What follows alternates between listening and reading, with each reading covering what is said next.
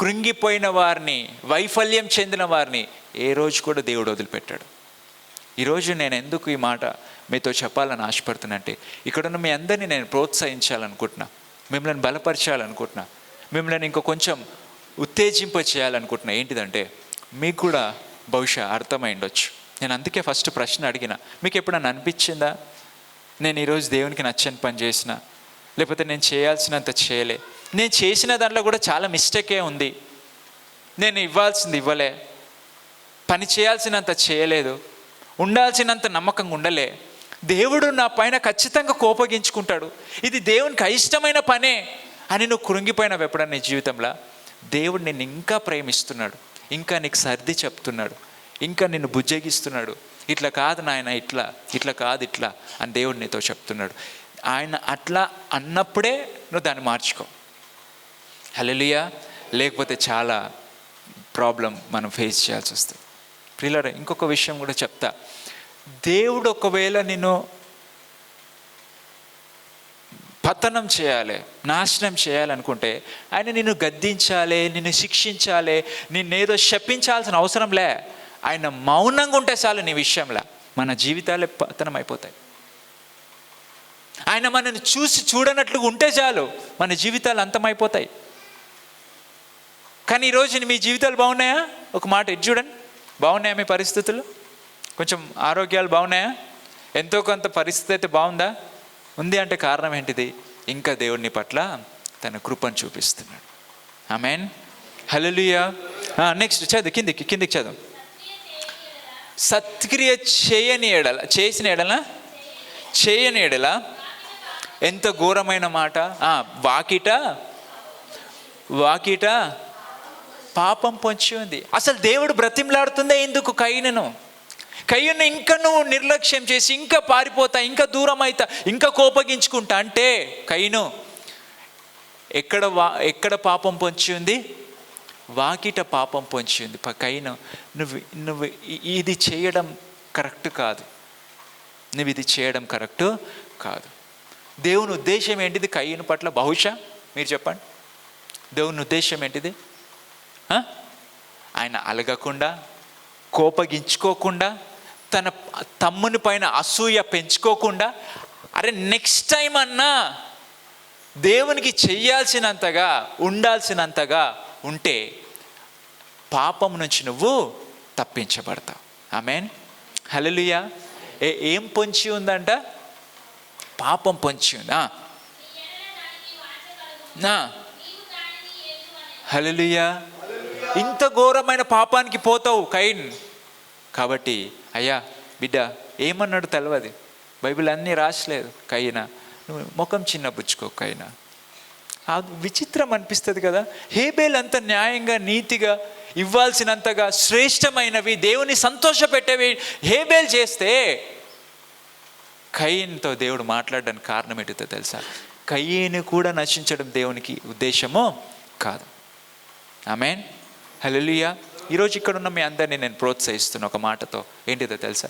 మీరు ఎంత దేవునికి విరుద్ధంగా బ్రతుకుతున్నా, ఎంత దేవుణ్ణి ఆయాసపెట్టే పనులు చేస్తున్నా, దేవుడు నిన్ను క్షమిస్తున్నాడు అంటే అర్థం ఏంటో తెలుసా? దేవుడు నిన్ను ఇంకా సమర్థిస్తున్నాడు. పోనీలే, పోనీ ఈసారన్నా చెయ్యి. కానీ ఒక విషయం చెప్తా, అది ఎంతో కాలం కూడా ఉండదు. ఎంతో కాలం ఉండదు. ఆయన గనక ఒక్కసారి స్టాప్ అయ్యి నువ్వు ఇంకా నిర్లక్ష్యం వహిస్తే, దేవుడు చేయాల్సింది దేవుడు చేస్తాడు. అప్పుడు తప్పించే మానవుడు ఎవరో లేరు.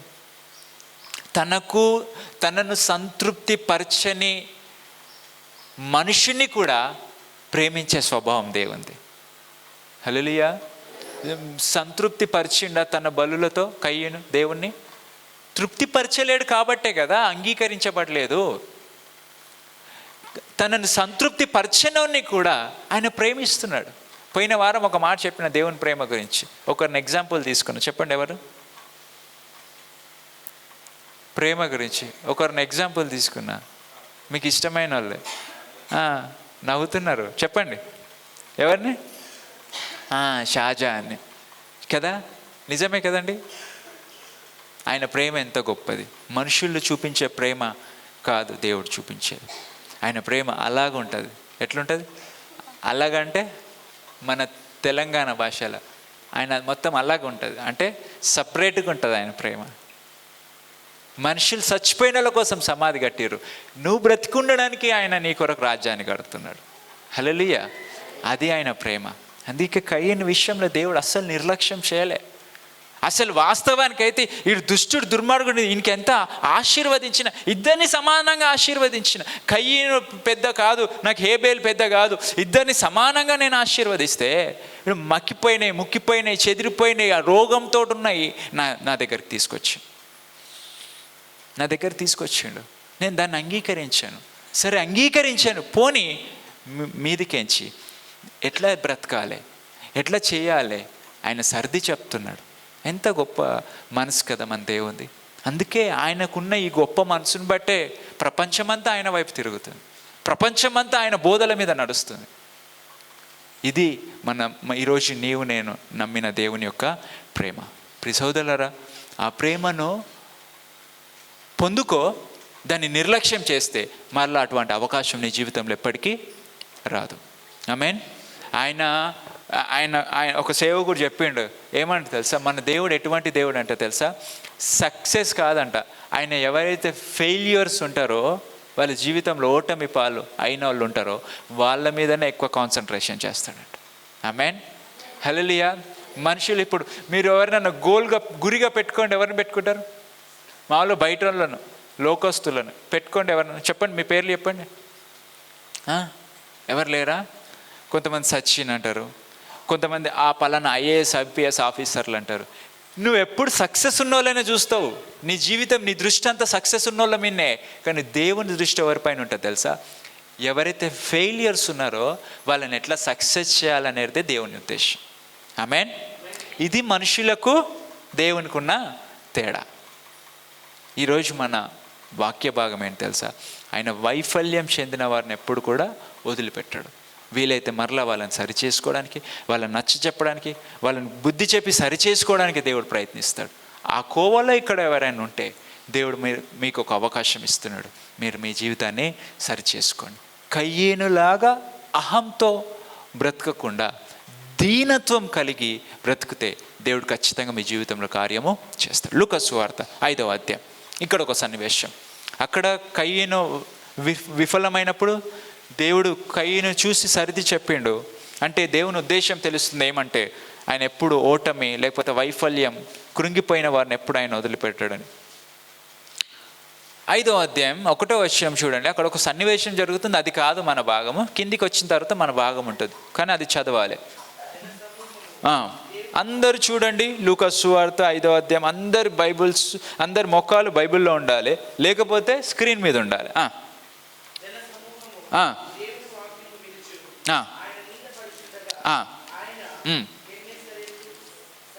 సరస్సు తీరమున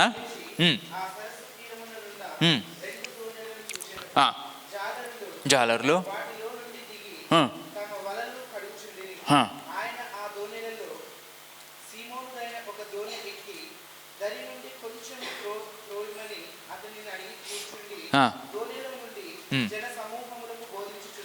జనసమూహములకు బోధించుచుండెను. చాలు. యేసుప్రభు ఎందుకు వచ్చిండు ఇక్కడికి? చెప్పాలి. ఎందుకు వచ్చిండు? ఈత కొట్టడానికా? మరి ఎందుకు వచ్చిండు చెప్పండి, కరెక్ట్ చెప్పండి. ఎందుకు వచ్చిండు? ఆ సముద్రాన్ని ఎంజాయ్ చేయడానికా? అసలు యాక్చువల్గా ఆయన వచ్చింది బోధ చేయడానికి, సువార్త ప్రకటించడానికి. పరలోక రాజ్యం సమీపించు. మత్తయి సువార్త 2వ అధ్యాయం వరకు ఆయన పుట్టుక, ఆయన బాప్తిసం ఉంటుంది. 3వ అధ్యాయంలో డైరెక్ట్ మొదలుపెట్టడంలో ఆయన ఏం చేసిండంటే, పరలోక రాజ్యం సమీపిస్తున్నది, అందరు రక్షణ పొందండి, మారుమనసు పొందండి అని మొదలుపెట్టేసిండంట.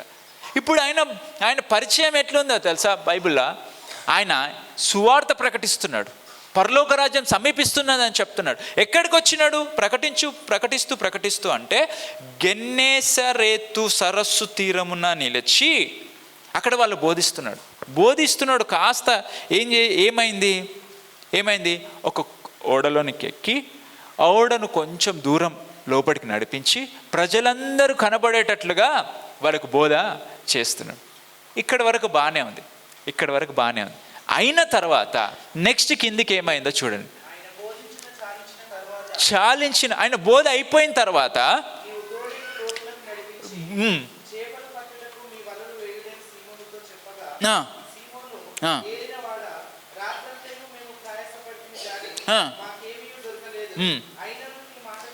చాలు ఒక్క నిమిషం చాలు. ఏం చేసిరంట? సీమోన్తో ఏమంటున్నాడు? మీ వలలు లోతున వేయండి అన్నాడా? ఏమన్నాడు? లోతునకు నడిపించి చేపలు పట్టుటకు మీ వలను వేయడని చెప్పాడు. అక్కడ ఎంతోమంది ఉన్నారు, కానీ దేవుని దృష్టి ఎవరి మీద ఉంది? సీమోన్ మీద. కారణం ఏంటిది? దేవునికి ఆల్రెడీ తెలుసు సీమోన్ దగ్గర ఏమీ లేదు. సీమోన్ నాకు కావాల్సిన వ్యక్తి, కానీ ఈ వ్యక్తి ఓటమిలో ఉన్నాడు, నిరుత్సాహం కృంగుదలలో ఉన్నాడు. కారణం ఏంటిది? పోషణ లేదు ఇప్పుడు ఆయనకు. ఆ రోజు పట్టుకొని పోతేనే ఆయన పోషింపబడతాడు, కానీ ఏం కాలేదంట వీళ్ళకు, ఒక్క చేప కూడా దొరకలేదంట. యేసుప్రభు అన్నాడు, ఏమన్నాడు? సీమోను, మీరు లోతునకు పోయి మీ వలలు వేయండి. కానీ ఈయన ఏమంటున్నాడు? ఇటు చూడండి, ఏమన్నాడు? మేము రాత్రంతా వేసినాము, కానీ ఒక్క చేప కూడా పడలే. ఇక్కడ చూడొచ్చు మనం ఆయన ఓటమి, ఆయన వైఫల్యం చెందిండు పట్టడంలా. ఆ రాత్రి ఆయనకు ఒక ఓటమి వచ్చింది, సీమోన్కు వైఫల్యం చెందిండు. కానీ మన సబ్జెక్ట్ ఏంటిది? ఎవరైతే వైఫల్యం చెందుతారో వాళ్ళపైన దేవుని దృష్టి ఖచ్చితంగా ఉంటుంది. ఎవరి మీద పడ్డది ఇప్పుడు దేవుని దృష్టి? సీమోన్ మీద పడ్డది. సీమోనా అయ్యో వాళ్ళ ఆయన అన్నాడు, లేదు ప్రభు సారీ, రాత్రి అంతా వేసినాం, ఒక్క చేప కూడా పడలే. కానీ వినండి, కానీ విస్తారమైన చేపలు సీమోన్కి దొరికినాయి. నెక్స్ట్ కారణం ఏంటిదో తెలుసా? ఆయన ఒక డైలాగ్ వాడతాడు అక్కడ, రాత్రంతా ప్రయాసపడినాము, ఒక్కటి కూడా దొరకలేదు, అయినను నీ మాట చెప్పున వేస్తా. ఆమేన్, హల్లెలూయా. ఎప్పుడన్నా నీ మాట మీరు అన్నారు? గుండె మీద చేసుకోరు. దేవా ఎన్నో కష్టాలు ఉన్నాయి, ఎన్నో ఇబ్బందులు ఉన్నాయి, అయినా మాకైతే నమ్మకం ఉంది నీ మీద అని అన్నారా? ఏం దేవుడేమో, ఏం చర్చ ఏమో, ఏం ప్రార్థన ఏమో, అసలు దేవుడు ఉన్నాడా? చాలామంది సందేహం, దేవుడు ఉన్నాడా? రాత్రంతా చేపలు పట్టిండంట. అంత ఈజీ కాదు చేపలు పట్టడం, అంత ఈజీ కాదు. ఆ సముద్రం లైట్లు వేసి పెట్టిర్రా అంత క్లియర్ కనబడటానికి. చీకటి, అంధకారం, వర్షము, చల్ల ఈదురు గాలులు, భయంకరమైన శబ్దాలు, ఓడ అతలా కుతలం అవుతుంటుంది. దాంట్లో వలయ్యాలి, వెయిట్ చేయాలి, లాగాలి ప్రయాసంతో, ఒక్కటి కూడా పడదు. నిరుత్సాహం, కృంగుదల ఇవన్నీ ఉంటాయి.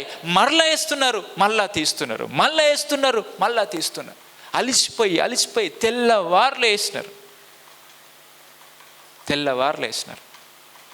కానీ పేతురులో దేవునికి నచ్చింది అంటే, నాకు కూడా ఇష్టమైన విషయం ఏం తెలుసా? ఆయన యేసు ప్రభు మీద గుడ్డిగా నమ్మకం ఎప్పుడైనా సరే. ఎన్నో సందర్భాలు పేతురు గురించి ఒకసారి నేను 2 ప్రసంగాలు చేసిన 2 వారాలు, మీకు గుర్తుందో లేదు. అయినను నీ మాట చెప్పున వేస్తాం. వేసిర్రు. చూడండి, విస్తారమైన చేపలు పట్టిర్రు.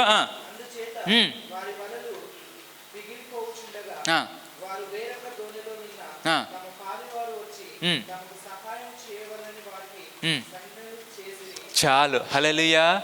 ఇక్కడ చూడండి, ఫెయిలియర్ మనిషిని కాస్త సక్సెస్ మనిషిగా చేసిండు ఒక క్షణంలో. కారణం దేవుని పైన నమ్మకం. కయ్యేను నాశనం అయిపోయాడు. కారణం చెప్పాలి, కారణం దేవుని పైన ఆధారపడలే, దేవునికి విరుద్ధంగా వెళ్ళిపోయాడు. ప్రియ సోదరులారా, నీ జీవితంలో ఓటములు, వైఫల్యాలు, అనుకున్నవి జరగకపోవడం సహజము. కానీ ఆ పరిస్థితిలో నువ్వు దేవుని పైన ఎంత ఆధారపడుతున్నావు అనేది దేవుడు చూస్తాడు. ఇద్దరు ఎగ్జాంపుల్ నీకు, కయ్యను, పేతురు. కయ్యను నెక్స్ట్ సిరీస్లో దేశదిమ్మర్ అయిపోయాడు. దేశదిమ్మరేనా? దేశదిమ్మర్. పేతురు ఏమైందో తెలుసా? ఒకప్పుడు ఒక్క వల విసురితే ఒక్క చేప కూడా పడని పేతురు జీవితాన్ని దేవుడు ఎట్లా మార్చిండో తెలుసా? ఇది చూడండి. ఒక్క ప్రసంగం అనే వల వేస్తే 3,000 మంది, ఒక ప్రసంగం అనే వల వేస్తే 5,000 మంది. చూసినారా దేవుడు ఎట్లా మార్చిండో? హల్లెలూయా. కారణం నువ్వు దేవుని పైన ఆధారపడ్డమే. ప్రియులారా, దేవుని పైన ఆధారపడి ఈరోజు నీ జీవితంలో దేవుడు నీవు ఆశీర్వదించబడ్డం కాదు, అనేకులకు నువ్వు ఆశీర్వాదకరంగా ఉంటావు. ఆ పూటకు లేదు.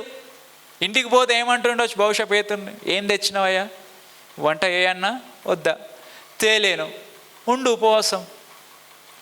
కానీ రాత్రి దేవుడు ఏం చేసిండు?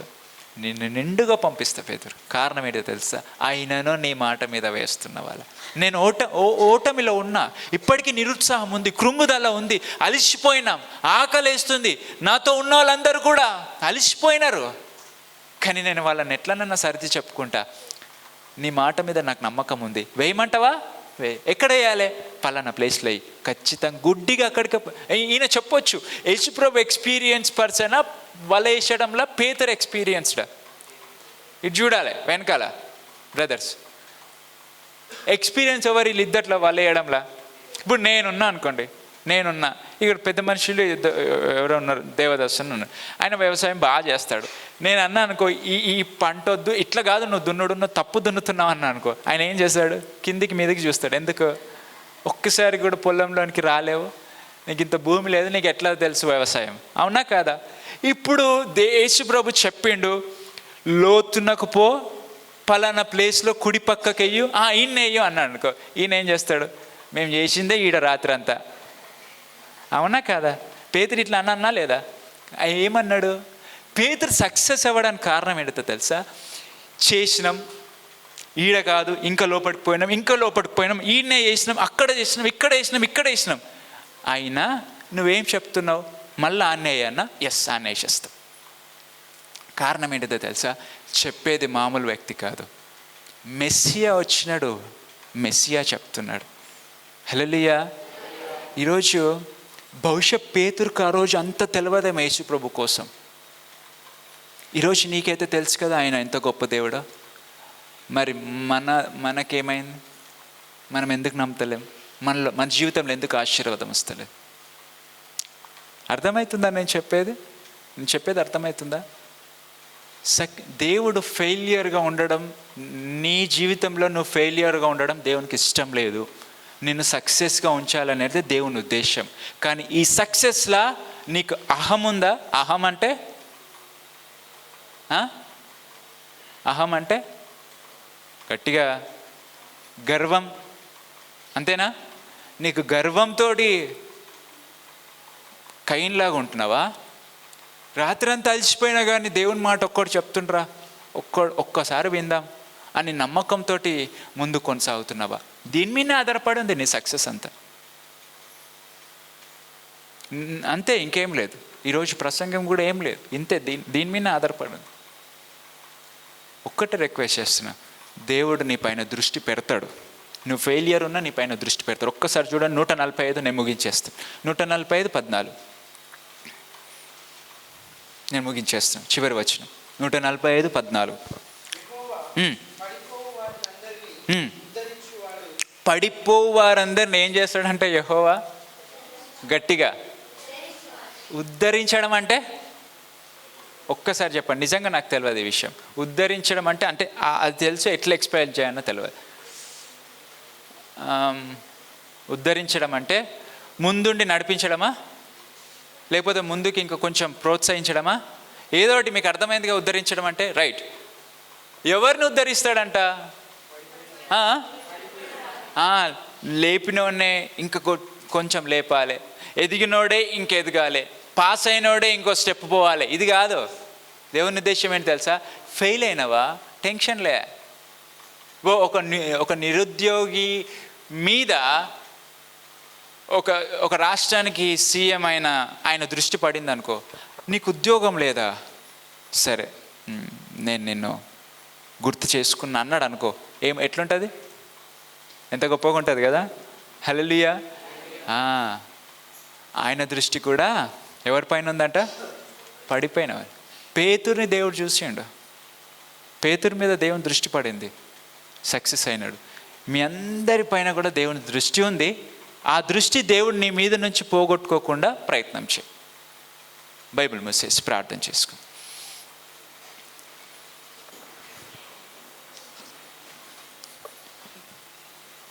మోకరించి